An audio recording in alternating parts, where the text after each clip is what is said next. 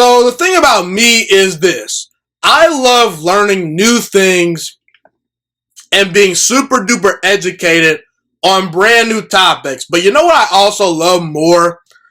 I love it when I specifically get told how and why something occurred. Don't just tell me Barack Obama became the first ever African American president of the United States. I'd like to know why. What was the story? What was the process? LeBron James, he's got 6 NBA Finals losses. Okay, let's add some context to it, people. He probably wasn't ever going to beat the Golden State Warriors because they were a juggernaut. The San Antonio Spurs had about 3 or 4 Hall of Famers on their roster. I don't put all those NBA Finals losses on LeBron James, resume.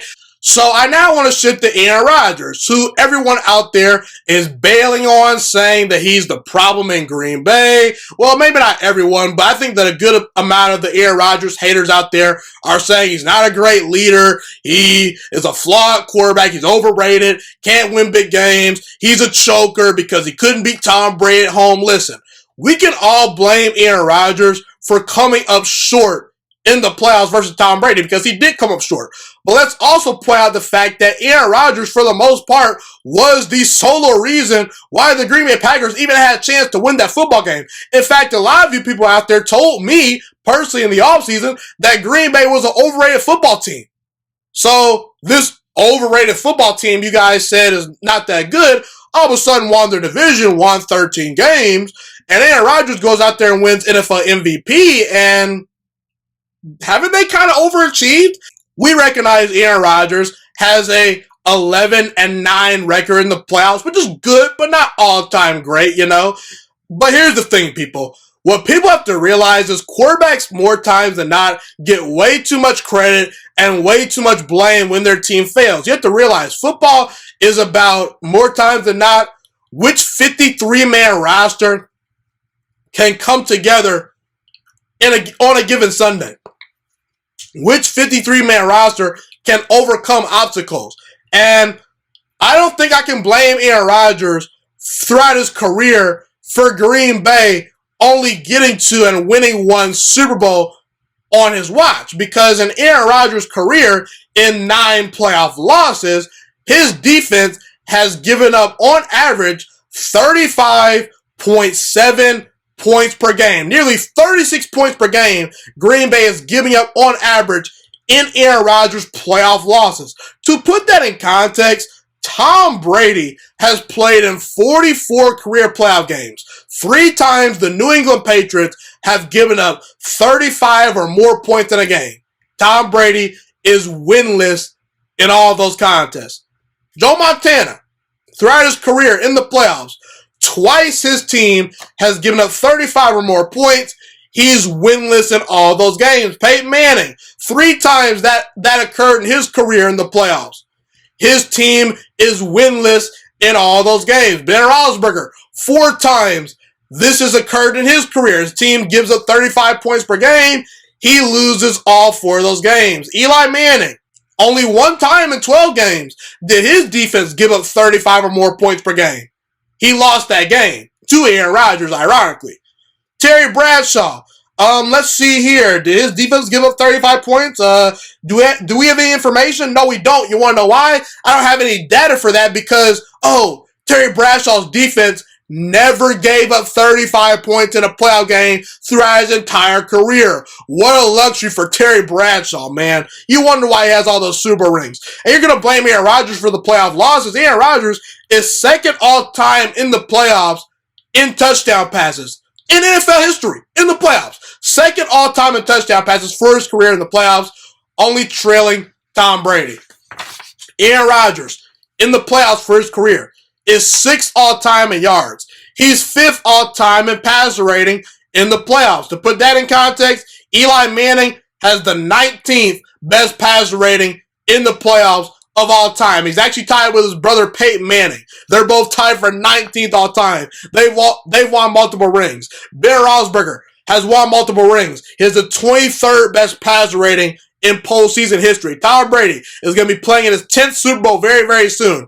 His pass rating in the playoffs ranks 15th all time. So we are going to blame the great Aaron Rodgers for being top 5 to top 6 in pretty much almost every single statistical category in the playoffs. But because his defense sucks, because his coaching staff for the most part has not been up to par in the playoffs, we're going to blame him. I'm not going to do that. Aaron Rodgers does not deserve a ton of blame in the grand scheme of things for his team's shortcomings in the playoffs. More times than not, Aaron Rodgers is going to give you a puncher's chance in the playoffs. Aaron Rodgers, throughout his career, in 20 career playoff games, has never failed to score 20 points. To put that in context, Peyton Manning, in his first 20 career playoff games, he failed to score 20 points 9 times. Eli Manning, in his first 20 playoff games, he failed to score 20 points 4 times. Terry Bradshaw, in that same, sample size, 6 times. Tom Brady, same sample size, 5 times. In fact, do we all remember the day that Tom Brady beat the LA Rams in the Super Bowl by winning that game 13-3? Are you kidding me, people? Give Aaron Rodgers those defenses. He'd have multiple rings, people. The problem with the Green Bay Packers is they ask Aaron Rodgers in the playoffs to play mistake-free football. The minute Aaron Rodgers is not perfect, Green Bay goes into the tank. And let's not forget, the Kansas City Chiefs in the Super Bowl last year won that Super Bowl mainly because the defense was able to help Patrick Mahomes out. Patrick Mahomes was not playing well for 3.5 quarters, but that defense, they held Jimmy Garoppolo in the 49ers offense in check, and Patrick Mahomes was able to close the deal. How many times have we seen Tom Brady's defense bail him out in New England when he was struggling? How many times have we seen Ben Roethlisberger's defense do the same thing in his early years in Pittsburgh? Ben Roethlisberger has the worst career passer rating in NFL history for a starting quarterback that's won a Super Bowl. Put Aaron Rodgers on that team. He'll win you a Super Bowl, I guarantee you. Troy Aikman, Terry Bradshaw, they had good defenses. They had good coaching staff. They had well-rounded rosters. Those teams did not solely depend upon their greatness. You look at Joe Montana. He had great teams around him. Teams that could win ugly, physical, low-scoring defensive battles. In the playoffs, it's all about overcoming your obstacles.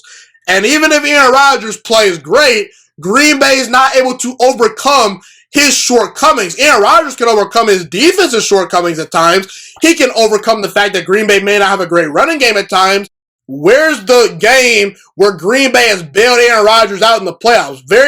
Those games virtually don't exist outside of maybe the NFC Championship game a couple of years ago when he beat Chicago. That's about the only game in Aaron Rodgers' 20 career playoff games where I could point to his defense,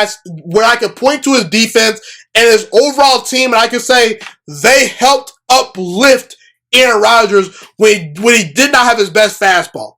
So ultimately, people, don't blame Aaron Rodgers for these playoff losses. He's not the sole reason why his team has only won 1 Super Bowl. Don't call Aaron Rodgers a choker. Don't do that. No Super Bowl winning quarterback should ever be called a choker. Not a single Super Bowl winning quarterback should ever be called a choker in the playoffs. That just should not come out of your mouth, okay?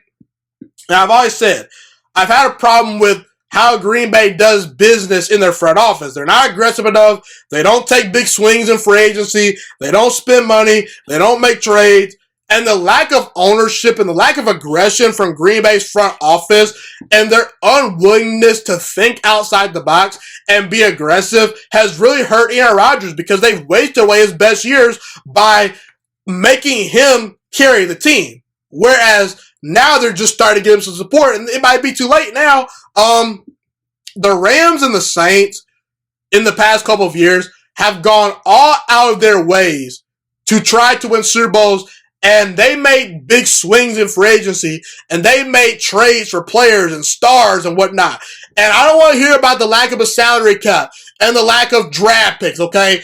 Those draft picks don't mean crap in the playoffs. Those late round picks and whatnot, spend some money and trade for some high-end players, Green Bay. Don't give me draft picks. Don't give me, a salary cap. The Saints have been over the salary cap for the past, couple of seasons. It has not mattered because there's always somewhere where you can find more money. I guarantee you. The Saints, they haven't had any issues getting Drew Brees a stacked roster in the later part of his career because of their salary caps. I don't want to hear about that.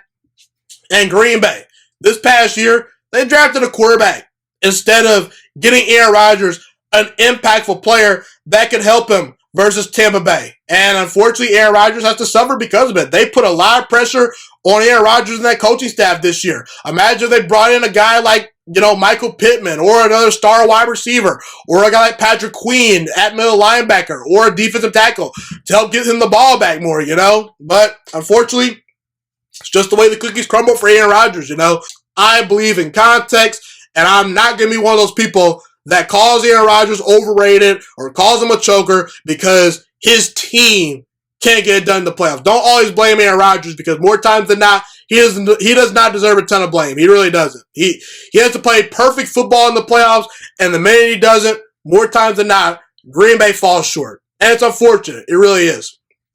Thank you so much for watching this video today. Please also note that the Juiciest Sports Podcast is not just a YouTube channel. It is available on all podcasting platforms, including Spotify, Google Podcasts, iTunes, and Apple Podcasts. Also, if you enjoyed this video, be sure to like, comment, subscribe, and share this content with all your friends.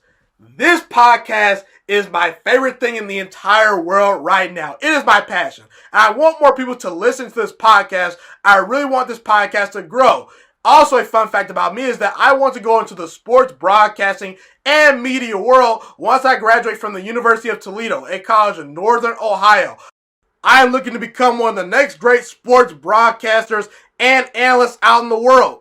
And I potentially would like to start my own network if this podcast really truly grows. Or if I fall short of that goal, I would love to work for a big-time network like ESPN or Fox Sports 1. I am open to all networks. So if you believe in my dreams and you see or hear my passion through the screen, be sure to tell all your friends about the Juiciest Sports Podcast. Stay motivated, you guys. Have a God-blessed day, and I'm out.